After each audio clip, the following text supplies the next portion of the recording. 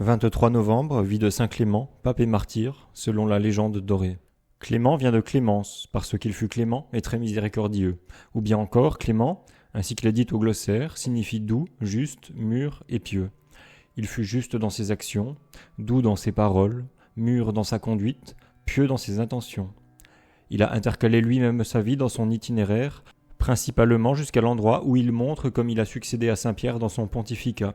Le reste est recueilli de ses gestes qui se trouvent partout. Clément, évêque, était d'une noble famille de Rome. Son père s'appelait Faustinien et sa mère Massidiane. Il eut 2 frères, Faustin et Fauste. Comme Massidiane était douée d'une merveilleuse beauté, le frère de son mari s'éprit vivement pour elle d'un amour criminel. Or, comme il la tourmentait tous les jours et qu'elle ne voulait consentir en rien en ses desseins, que d'ailleurs elle n'osait pas révéler ses poursuites à son mari, dans la crainte de susciter des inimitiés entre les 2 frères, elle pensa un certain temps à quitter sa patrie pour laisser calmer cet amour illicite qu'enflammait sa présence. Afin d'en obtenir la permission de son mari, elle feignit, avec une grande adresse, d'avoir eu un songe qu'elle lui raconta ainsi. « Un homme m'apparut et me commanda de quitter la ville au plus tôt avec mes 2 jumeaux, Faustinien et Fauste, et de rester absente jusqu'à ce qu'il me donnât l'ordre de revenir. Que si je ne le faisais pas, je mourrais en même temps que mes 2 fils. » En entendant ces paroles, Faustinien fut épouvanté. Il envoya donc sa femme et les 2 enfants à Athènes avec de nombreux serviteurs.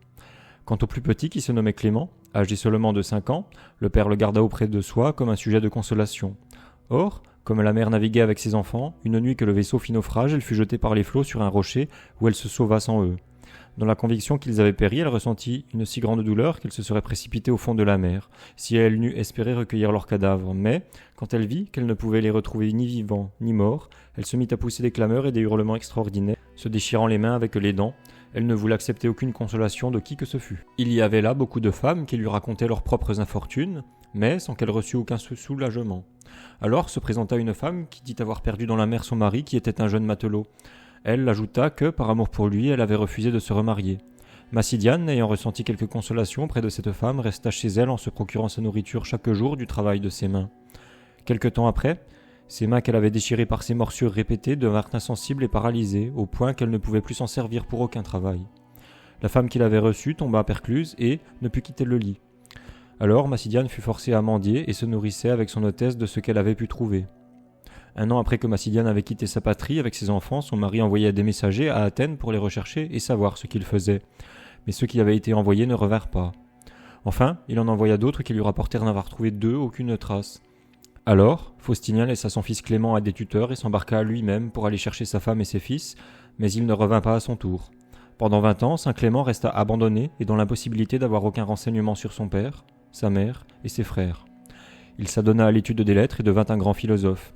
Il s'appliquait tout spécialement à savoir comment il pourrait acquérir la preuve de l'immortalité de l'âme. Pour cela, il fréquentait les écoles des philosophes et, quand il en avait rencontré une où il avait découvert une preuve qu'il était immortel, il se trouvait dans le bonheur. Mais, si on venait à conclure qu'il était mortel, il se retirait, plein de tristesse. Enfin, saint Barnabé vint à Rome et prêcha la foi de Jésus-Christ, mais les philosophes se moquaient de lui comme d'un fou et d'un insensé. L'un d'eux, quelques-uns pensent que c'était le philosophe Clément, qui se moquait de l'apôtre tout d'abord comme les autres et qui méprisait sa prédication. L'un d'eux, donc, posa cette question à saint Barnabé par dérision. « Le moucheron est un tout petit animal. Comment se fait-il qu'il ait 6 pattes et encore des ailes, tandis que l'éléphant qui est si gros n'a pas d'ailes et seulement 4 pattes ?» « Insensé, lui répondit Barnabé, je pourrais bien facilement répondre à vos questions si vous paraissiez seulement chercher à connaître la vérité. Mais ce serait chose absurde de vous parler des créatures, puisque leur créateur vous est inconnu. Que si vous ne connaissez pas le Créateur, il est juste que vous vous trompiez au sujet des créatures. » Cette parole se grava au fond du cœur du philosophe Clément qui, ayant été instruit par Barnabé, reçut la foi en Jésus-Christ et s'en alla quelque temps après dans la Judée trouver saint Pierre. Cet apôtre lui expliqua la foi chrétienne et lui démontra avec évidence l'immortalité de l'âme. En ce temps-là, Simon le magicien avait 2 disciples, Aquila et Nicolas, qui, reconnaissant ses impostures, l'abandonnèrent pour se réfugier auprès de saint Pierre dont ils devinrent les disciples. Saint Pierre, ayant interrogé Clément sur sa famille, celui-ci raconta tout au long de ce qu'il savait de sa mère et de ses frères, ensuite de son père. Il ajouta qu'il croyait que sa mère avait péri dans les flots avec ses frères et que son père était mort de chagrin ou bien aussi dans un naufrage. Quand saint Pierre entendit cela, il ne put retenir ses larmes. Une fois saint Pierre vint avec ses disciples à Antandros et, de là à une île éloignée de 6000 où restait Massidiane, la mère de Clément, et où se trouvaient des colonnes de verre d'une merveilleuse grandeur. Pierre étant là, à les admirer avec les autres, vit Massidiane qui mendiait, et lui fit des reproches de ce qu'elle ne préférait pas travailler de ses mains. Elle répondit « Je parais bien avoir des mains, Seigneur, Mais elles ont été tellement affaiblies par les morsures qu'elles sont devenues tout à fait insensibles, et plût au ciel que je ne me fusse précipité dans la mer pour ne plus vivre davantage. » « Que dites-vous là » reprit Saint-Pierre. « Ne savez-vous pas que les âmes de ceux qui se suicident sont gravement punies ? Plût à Dieu qu'il me soit prouvé que les âmes vivent après la mort, car je me tuerais bien volontiers, afin que je puisse voir mes chers enfants ne serait-ce qu'une heure. » Alors, Saint-Pierre lui ayant demandé la cause d'une si profonde tristesse, et Massidiane lui ayant raconté de point en point ce qui s'était passé, l'apôtre lui dit « Il y a chez nous un jeune homme nommé Clément qui prétend que ce que vous racontez est arrivé à sa mère et à ses frères. » En entendant cela, elle fut frappée d'une stupeur étrange et tomba évanouie.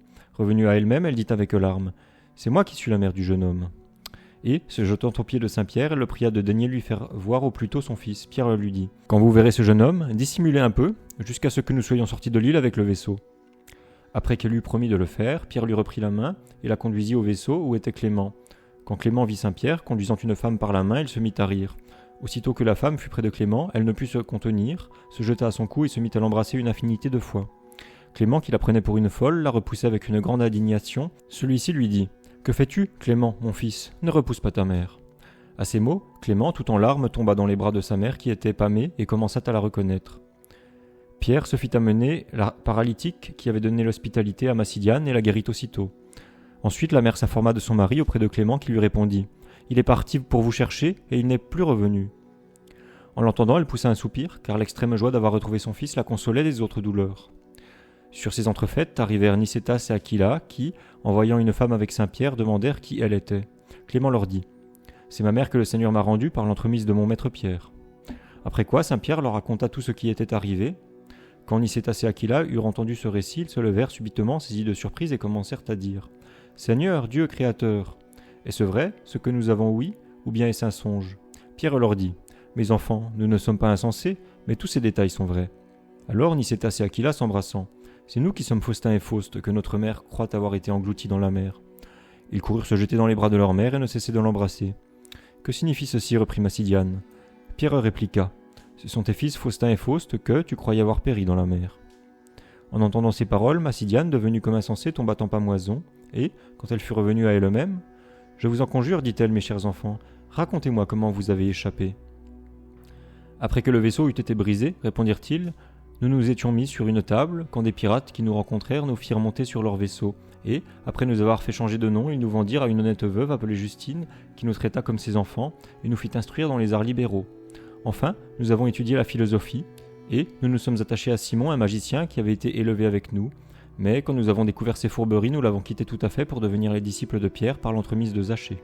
Le lendemain, Saint-Pierre prit les trois frères et descendit dans un lieu retiré pour prier. Un vieillard vénérable, mais d'un extérieur qui indiquait la pauvreté, les harangua en ces termes. « J'ai compassion de vous, mes frères, parce que sous l'apparence de la piété, je vois que vous vous trompez lourdement, car il n'existe point de Dieu. Il ne doit donc exister aucun culte. Ce n'est pas la providence, c'est le hasard et la destinée dès le moment de la naissance qui font tout dans le monde, ainsi que je m'en suis convaincu moi-même, car je suis bien plus instruit que les autres dans la science des mathématiques. Ne vous y trompez point, que vous priez ou non, ce que votre horoscope contient vous arrivera. » En regardant ce vieillard, Clément se sentait intérieurement touché, et il lui semblait qu'il avait vu quelque part ailleurs. Or, comme d'après l'ordre de Saint-Pierre, Clément, Aquila et Nicétas avaient longtemps discuté avec ce vieillard, et lui avaient démontré par des raisons évidentes l'existence de la providence, il leur était arrivé de l'appeler par déférence du nom de père. Quand Aquila dit « Qu'est-il besoin que nous l'appelions père, puisque sur la terre nous n'avons pas le droit de donner ce nom à personne ?»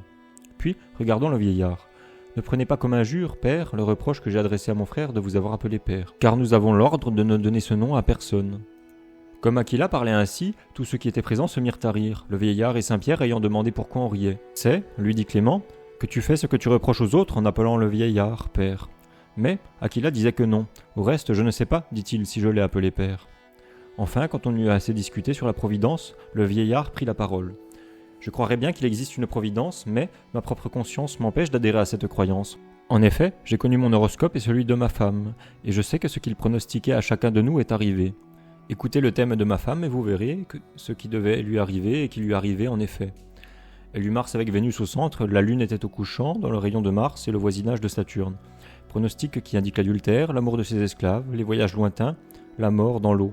Or, c'est ce qui est arrivé réellement, car elle ama son esclave et, redoutant le péril et le mépris, elle s'enfuit avec lui et périt en mer. En effet, d'après ce que mon frère m'a rapporté, elle s'est pris d'abord de lui-même, mais, Comme il ne voulut point l'écouter, elle reporta son amour criminel sur un esclave. Il ne faut pourtant pas lui en faire un crime parce que son horoscope l'a poussé à agir ainsi. Ensuite, il me raconta qu'elle avait simulé un songe, les circonstances de son départ pour Athènes avec ses enfants, enfin sa mort dans la mer.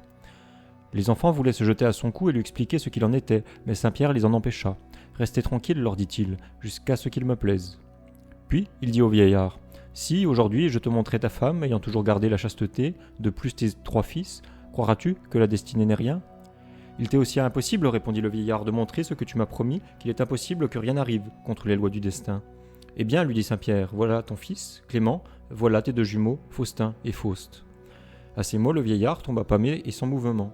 Alors ses fils se précipitèrent pour l'embrasser, tout en craignant qu'il ne pût reprendre ses esprits.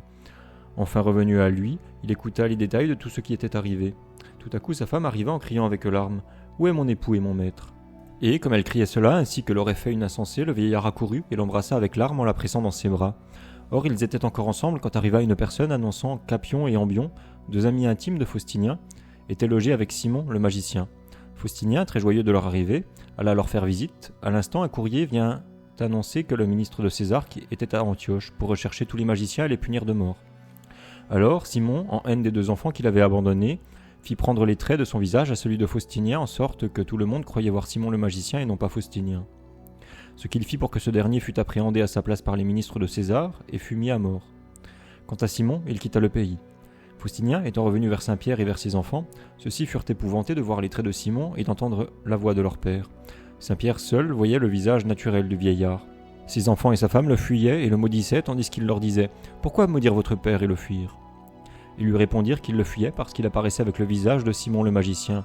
Et en effet, Simon avait confectionné une espèce d'onguent dont il avait frotté la figure de Faustinien, et par la vertu de son art magique qu'il lui avait fait prendre ses traits. Alors Faustinien se désolait. « Quel est donc, disait-il, mon malheur ? Le même jour que je suis reconnu par ma femme et mes enfants, ne pourrais-je me réjouir avec eux ?» Son épouse, les cheveux épars, et ses enfants pleuraient beaucoup. Or, Simon le magicien, durant son séjour à Antioche, avait beaucoup décrié Saint-Pierre en publiant que c'était un magicien pernicieux et un homicide. Enfin, il avait tant excité le peuple contre le saint apôtre que beaucoup tenaient à le trouver afin de déchirer sa chair avec les dents. Alors Saint-Pierre dit à Faustinien : « Puisqu'on te prend pour Simon le magicien, va à Antioche et là, devant tout le monde, disculpe-moi et rétracte tout ce qu'a dit Simon de son propre chef à mon sujet. Après quoi j'irai à Antioche et je ferai disparaître ce visage qui n'est pas le tien et devant tout le peuple je te rendrai les traits qui t'appartiennent. » Il est toutefois absolument incroyable que Saint-Pierre eût commandé de mentir puisque Dieu n'a pas besoin de nos mensonges. Aussi, l'itinéraire de Saint Clément, où l'on trouve écrit ces détails, est-il un livre apocryphe, et on ne doit pas y ajouter confiance dans les récits pareils, quoi qu'en disent certaines gens. On peut l'excuser néanmoins, car, si l'on pèse bien les paroles de Saint-Pierre, on voit qu'il n'a pas dit à Faustinien de s'annoncer comme étant Simon le magicien, mais de se montrer au peuple sous les traits imprimés, en sa figure, et de recommander Saint-Pierre au nom de Simon, en même temps qu'il démentirait toutes les méchancetés que Simon lui-même avait répandues. Alors, Faustinien dit qu'il n'était Simon, non pas quant à la réalité, mais quant à l'apparence. Ainsi, les paroles de Faustinien rapportées plus haut, moi, Simon, etc., doivent s'entendre ainsi. Quant à l'apparence, je parais être Simon. Ce fut Simon, c'est-à-dire qu'on le prit pour Simon. Faustinien, père de Clément, alla donc à Antioche et dit au peuple convoqué : « Moi, Simon, je vous annonce et vous confesse que je vous ai trompé en tout point au sujet de Pierre. Non seulement ce n'est pas un séducteur ni un magicien, mais il a été envoyé pour le salut du monde. En sorte que s'il m'arrivait encore de parler contre lui, chassez-moi comme un séducteur et un malfaisant. Aujourd'hui je fais pénitence et reconnais avoir mal parlé. Je vous avertis donc de croire, dans la crainte, que vous et tous vos concitoyens ne périssiez ensemble. » Après avoir exécuté tous les ordres de Saint-Pierre en faveur duquel il avait excité la bienveillance du peuple, l'apôtre vint le trouver, et après une prière, il fit disparaître à l'instant de sa figure le masque du visage de Simon. Or, le peuple d'Antioche ayant reçu Saint-Pierre avec bonté et avec de grands honneurs, l'éleva sur la chaire épiscopale. Quand Simon en fut instruit, il alla à Antioche, convoqua le peuple et dit : « Je m'étonne que vous ayant donné des avis salutaires et vous ayant prémuni contre Pierre, non seulement vous ayez reçu ce séducteur, mais encore que vous l'ayez élevé sur le siège épiscopal. » Alors tous lui dirent avec colère : « Tu n'es pour nous qu'un monstre, il y a 3 jours tu nous disais que tu te repentais et aujourd'hui tu voudrais nous entraîner avec toi dans le précipice. » Ils se jetèrent donc sur lui et le chassèrent aussitôt avec ignominie. Voilà tout ce que raconte de soi Clément dans son livre où il rapporte cette histoire. Plus tard, Saint-Pierre étant venu à Rome et voyant qu'il était menacé d'être mis à mort, ordonna Clément pour être évêque après lui. Quand donc le prince des apôtres fut mort, Clément, un homme prévoyant et craignant que plus tard, chaque pape ne voulût, appuyé sur cet exemple, se choisir un successeur et posséder le sanctuaire comme un héritage, céda le siège pontifical d'abord à l'un, ensuite à Clé. Quelques-uns avancent que ni l'un ni Clay ne furent souverains pontifes, mais seulement les coadjuvateurs de l'apôtre Saint-Pierre. De là vient qu'ils n'ont pas l'honneur de figurer dans le catalogue des papes. Après eux fut élu Clément qui fut forcé de présider l'Église. Telle était la douceur de ses mœurs qu'il était aimé des Juifs et des gentils comme de tous les chrétiens. Après avoir donné le voile sacré à la Vierge Domitie, nièce de l'empereur Domitien, et après avoir converti à la foi Théodora, la femme de Sicinius, l'ami de l'empereur, cette dernière ayant promis de vivre dans la chasteté, Sicinius se fit conduire à l'église où il entra en cachette à la suite de sa femme dans l'intention de savoir pour quel motif elle fréquentait ainsi l'église. Saint Clément fit alors une prière à laquelle le peuple répondit, et à l'instant Sicinius devint aveugle et sourd. Aussitôt il dit à ses esclaves « Prenez-moi vite et mettez-moi dehors !» Or, ses esclaves le faisaient tourner autour de l'église sans en pouvoir trouver la porte. Théodora, qui les voyait ainsi égarés, commença par éviter leur rencontre dans la pensée que son mari la pourrait reconnaître. Mais enfin elle leur demanda ce que cela signifiait. C'est, dirent-ils, que notre maître, en voulant voir et entendre ce qui lui est défendu, est devenu aveugle et sourd. Elle se mit alors en prière pour que son mari pût sortir, et quand elle eut fini de prier, elle dit aux esclaves « Allez maintenant et conduisez votre maître à la maison. » Quand ils furent partis, Théodora fit savoir à saint Clément ce qui était arrivé. Alors le saint, à la demande de Théodora, vint trouver Sicinius, qui avait les yeux ouverts, sans pouvoir rien distinguer et qui n'entendait rien. Clément pria pour lui, et Sicinius recouvra l'ouïe et la vue. Mais en voyant Clément à côté de sa femme, il devint furieux et soupçonne qu'il est le jouet de la magie. Il commande à ses esclaves de mettre la main sur Clément en disant « C'était pour avoir commerce avec ma femme qu'il m'a rendu aveugle par ses sortilèges. » Alors il ordonna à ses sicaires de lier Clément, et après l'avoir dit lié, de le traîner. Mais ses esclaves se mirent à lier des colonnes qui étaient couchées par terre, et même les pierres, pensant avec Sicinius qu'il garrottait et traînait saint Clément avec ses clercs. Clément dit à Sicinius « Pour avoir appelé Dieu, ce qui n'est que des pierres, tu as mérité de traîner des pierres. » Mais Sicinius, qui le pensait réellement garrotter, lui dit « Je te ferai tuer. » Alors Clément se retira et pria Théodora de ne pas discontinuer ses prières jusqu'à ce que le Seigneur eût visité son mari. Or, pendant que Théodora était en prière, l'apôtre Saint-Pierre lui apparut et lui dit « Par toi, ton mari sera sauvé, afin que s'accomplisse ce qu'a dit mon frère Paul. Le mari infidèle sera sauvé par sa femme fidèle. » En ces mots, il disparut. À l'instant, Sicinius fit venir sa femme auprès de lui et la conjura de prier pour lui et de faire venir saint Clément. Celui-ci vint, l'instruisit dans la foi et le baptisa avec 313 personnes de sa maison. Par l'entremise de Sicinius, beaucoup de nobles et d'amis de l'empereur Nerva crurent au Seigneur. Alors, celui qui était chargé des récompenses sacrées distribua l'argent à beaucoup de personnes et excita contre saint Clément une très violente sédition. Mamertin, préfet de la ville, qui voyait avec peine une sédition semblable, se fit amener Clément. Comme il le tensait et qu'il essayait de lui faire partager ses sentiments, Clément lui dit « Je désirerais bien te faire entendre raison. En effet, des chiens en grand nombre auraient beau aboyer après nous et nous déchirer par leurs morsures. Jamais ils ne pourront nous enlever cette prérogative d'être des hommes doués de raison, tandis qu'ils ne sont, eux, que des chiens privés de raison. Or, la sédition qui a été excitée par des insensés ne repose sur aucun prétexte certain ni vrai. » Mamertin en référa par écrit à l'empereur Trajan qui lui fit répondre que Clément devait sacrifier ou bien qu'il fallait l'envoyer en exil au-delà du pont Euxin en un désert proche de la ville de Chersonèse. Ce fut alors que le préfet dit en pleurant à saint Clément « Que ton Dieu que tu honores si dignement te soit en aide. » Ensuite, il lui fournit un navire et tout ce qui lui était nécessaire. Or, un grand nombre de clercs et de laïcs suivirent le saint en exil. Arrivé dans l'île, il y trouva plus de 2000 chrétiens condamnés depuis longtemps à scier le marbre. Quand ils virent saint Clément, ils poussèrent des gémissements mêlés de larmes. Il leur dit pour les consoler « Ce n'est pas à mes mérites que je dois d'avoir été envoyé vers vous par le Seigneur pour partager votre couronne. » Et, quand ils lui eurent raconté qu'ils étaient obligés de porter de l'eau sur leurs épaules d'un endroit éloigné de 6000, il leur dit « Prions tous notre Seigneur Jésus-Christ d'ouvrir en ce lieu une fontaine et des veines d'eau. Que celui qui a ordonné de frapper dans le désert de Sinaï le rocher, d'où ont jailli des torrents, daigne nous accorder une source abondante, afin que nous puissions le remercier de ses bienfaits. » Il fit donc une prière, et, ayant regardé ça et là autour de lui, il vit un agneau debout qui levait le pied droit comme pour indiquer un lieu à l'évêque. Il comprit alors que c'était notre Seigneur Jésus-Christ qui se faisait voir seulement de lui. Il alla à cet endroit et dit « Au nom du Père et du Fils et du Saint-Esprit, frappez ici. » Mais, comme aucun ne touchait à l'endroit où se tenait l'agneau, il prit lui-même un petit sarcloir et frappa un léger coup sous le pied de l'agneau. Et à l'instant, jaillit une très grande fontaine qui devint un fleuve. Alors tous furent remplis de joie et saint Clément dit « Un fleuve impétueux réjouit la cité de Dieu », en citant le psaume 45. À cette nouvelle, une multitude de personnes accourut, et plus de 500 reçurent le baptême des mains du saint. Les temples des idoles furent détruits dans toute la province, et dans l'espace d'un an, 85 églises furent construites. 3 ans après, l'empereur Trajan, qui commença à régner en l'an du Seigneur 106, informé de cela, y envoya un général. Celui-ci, voyant que tous souffraient la mort de plein gré, laissant là la multitude, fit précipiter dans la mer saint Clément, seul, après l'avoir lié par le cou à une ancre. Maintenant, dit-il, ils ne pourront pas l'adorer comme un dieu. Toute la multitude se tenait sur le rivage. Alors Corneille et Phébus, disciples du saint, commandèrent à tous les chrétiens de se mettre en prière, afin que le Seigneur leur montrât le corps de son martyr. Aussitôt la mer se retira de 3000. Tous alors entrèrent à pied sec et trouvèrent un édifice de marbre ayant la forme d'un temple que Dieu avait disposé, où était, sous une voûte, le corps de saint Clément et l'ancre à côté de lui. Mais il fut révélé à ses disciples de ne point en retirer son corps, et, chaque année, au temps de son martyr, pendant 7 jours, la mer se retire à une distance de 3000 et offre un chemin à sec pour ceux qui se rendent au tombeau. Or, dans une de ces solennités, une femme y vint, avec son tout petit enfant, et, la fête étant terminée, l'enfant s'endormit quand le bruit des eaux revenait se fit entendre tout à coup. La mère, effrayée, oublie son enfant et s'enfuit sur le rivage avec la foule qui se trouvait là. Mais aussitôt, le souvenir de son fils se présente à son esprit. Elle pleure en poussant des gémissements étranges. Ses cris lamentables montaient jusqu'au ciel. Elle courait sur le rivage en jetant des clameurs et des plaintes pour voir si, par hasard, les flots ne rejetaient pas le corps de son fils. Mais ayant perdu tout espoir, elle revint chez elle et passa toute cette année dans le deuil et les larmes.